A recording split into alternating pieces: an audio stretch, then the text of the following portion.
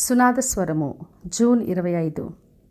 నీ కొరకు కనిపెట్టు వారిలో ఎవడునూ సిగ్గునొందడు. కీర్తనలు 25:3. మన ప్రభు ఈ రోజున వాగ్దానం చేస్తున్నాడు. మరి ఎవరైతే ఆయన కొరకు కనిపెడతారో వారెప్పుడు కూడా సిగ్గునొందరు అని బయలుపరుస్తున్నాడు. మరి దేవుని ఆశ్రయించిన వాళ్ళు, ఆయనను కనిపెట్టిన వాళ్ళు నూతన బలముతో పక్షిరాజు వలె అలయక పరిగెత్తుతారు, గొప్ప కార్యాలు చేస్తారు. అదే ప్రభు ఈ రోజున వాగ్దానం చేస్తున్నాడు. ఆయన కొరకు కనిపెట్టిన వాళ్ళు ఎవరు సిగ్గుపరచబడరు.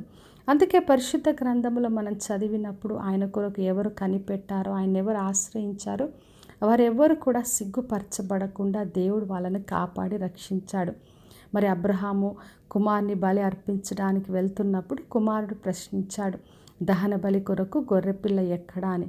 అప్పుడు అబ్రహాము చెప్పాడు, యెహోవా ఈరే, ఆయన్నే చూసుకుంటాడని చెప్పాడు. మరి దేవుడు ఆయన విశ్వాసాన్ని సిగ్గుపరచలేదు. మరి ఆయన కొరకు పొదలో పొట్టేల్ని సిద్ధపరిచాడు. తర్వాత కుమారుని దీవించి పంపించాడు.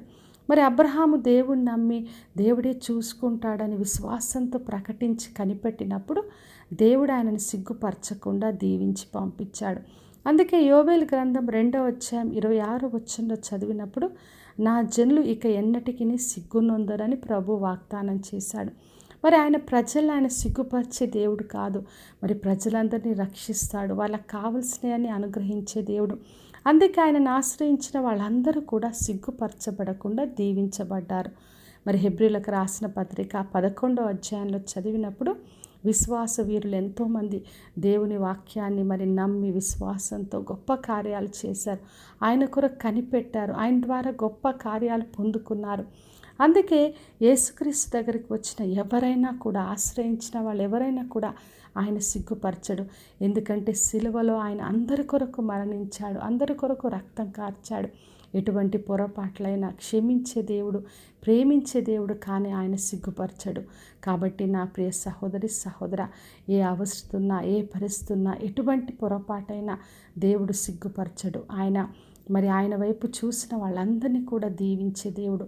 ఈ నిరీక్షణ మనల్ని సిగ్గుపరచదని విశ్వాసంతో ఆయనను ఆశ్రయించి నిర్భయంగా జీవిద్దాం. ప్రార్థన చేసుకుందాం.